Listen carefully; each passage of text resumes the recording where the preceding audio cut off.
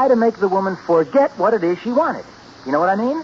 Oh, like the time Mother wanted that string of pearls. Exactly. And every time she mentioned them, you kept talking about everything else. That's right.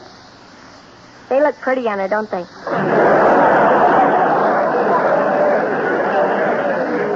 David, I don't win all the time.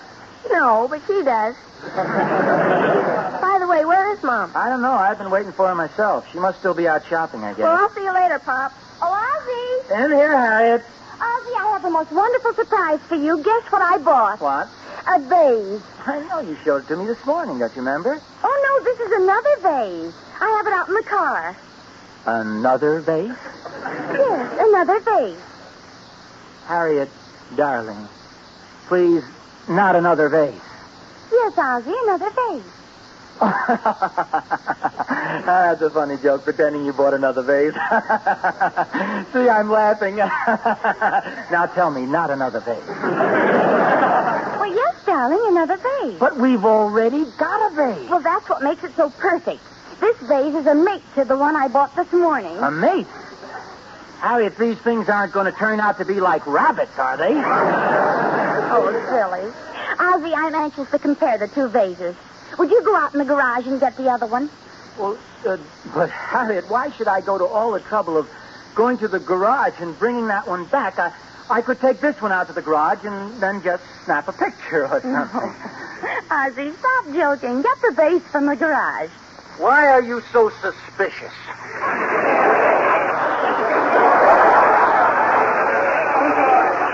What are you talking about? My goodness, if you don't want to get it, I'll go. No. Don't go. I'll get it. You just wait right here.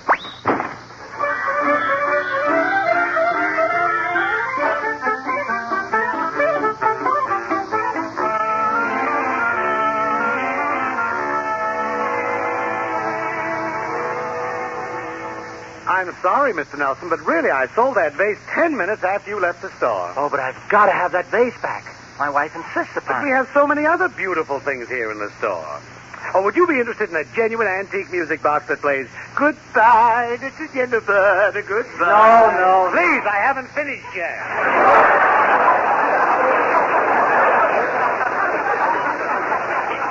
Little Jennifer, $37.50. No. I tell you, I've got to have that vase. I've got to, I tell you. I've just... Have you ever been married? Is this a proposal? Listen, I wasn't going to tell you this, but I guess I'll have to. My wife is a lady wrestler. Really? Exactly.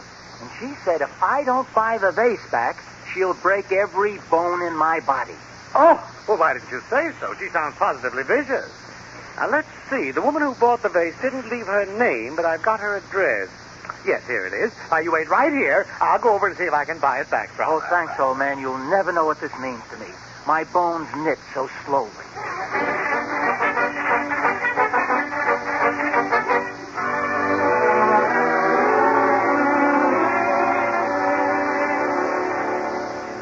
But, Mr. McQueen, I want the vase myself. And besides, my husband would be very angry if I sold it. Well, madam, I wouldn't ask this, but if you only knew how desperately this man needs the vase, how frightened he is. You mean of his wife? His wife. Oh, is she really a lady wrestler? Wrestling the wind-up at the Legion Stadium Monday night. Oh, and would she really... You should see the scars he has on him already. Oh, my. And he's such a nice fellow, too. Tell me, why does such a nice fellow marry such a terrible woman? Well, if you ask me, madam, he is a nice fellow, but he doesn't look very bright. Oh, the poor man. Okay, I'll sell you the vase for $20.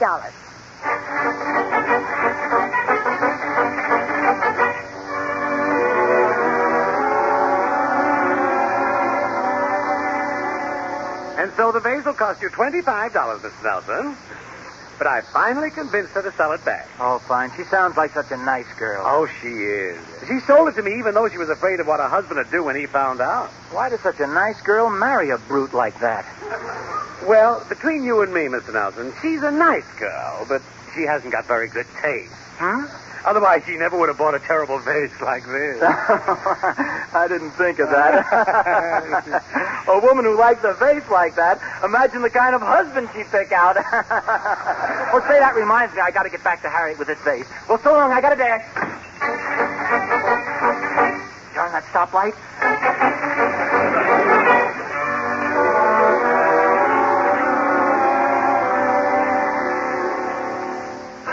Oh, Harriet. Oh, hello, dear. Where in the world have you been? Well, I tell you, I went to the garage a long way, and what a job. It was hidden behind the... Well, anyway, I finally got it. Got what? With the vase. Look. Oh, you shouldn't have bothered. But you said... Shouldn't have bothered. Well, while you were gone, I decided not to redecorate the room after all. You see, I don't know quite how to tell you this, dear, but I accidentally broke the vase. You broke it? Yes, I tripped over one of David's roller skates and dropped it. But David swapped his roller What'd you say, dear?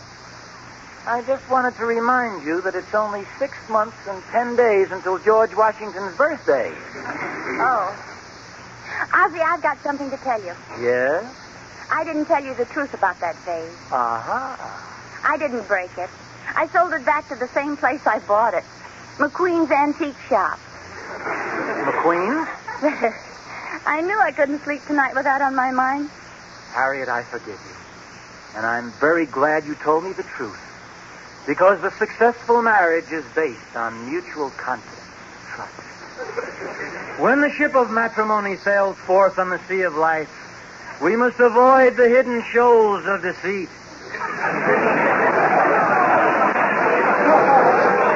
Ozzie, that's beautiful. Thank you. Now I want to confess something to you also. What, dear? Well, this afternoon, for a moment I was tempted, just tempted, mind you, to sell that vase and not tell you. Oh. Well, don't you give it another thought, because I forgive you. Oh, thank you, sweetheart. That's all right, dear. Ozzie. Yes, Harriet, anything bothering you? Well, just one thing, darling. What is it, honey? Why did you tell the man I was a lady wrestler? Well,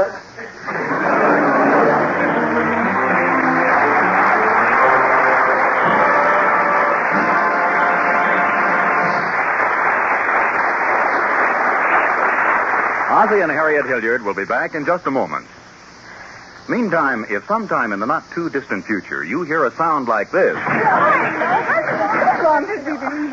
don't get excited. It's just some of those 8 million brides we have meeting at the same place with the same idea in mind, namely... I'd like to see a service of 1847 Rogers Brothers silver plate. Me too. I've waited a long, long time for this day. What a day it will be. What a wonderful day when you can really go to your silverware dealers and get the fine silver plate you've been dreaming about and planning for ever since the war began. Because 1847 is America's finest silver plate. It's lovely and warm, in many instances even unique. No other silver plate pattern, for example, can match the fine open-work knife handles and delicate contours of Eternally Yours. In fact, these distinctive features of design and construction have been seldom achieved even in the finest solid silver. That's the kind of silver plate you'll want to see in your home after the war. So, wait for it. If you're one of those war brides, make your first post-war purchase Eternally Yours, created by 1847 Rogers Brothers.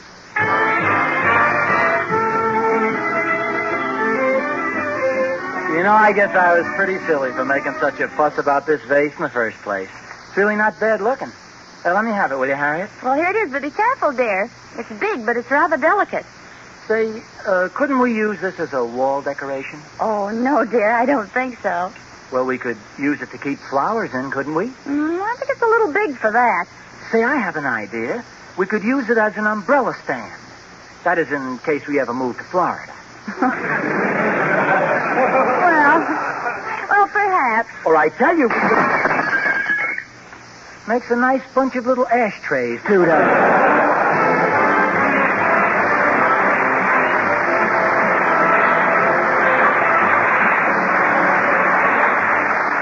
International Silver Company, creators of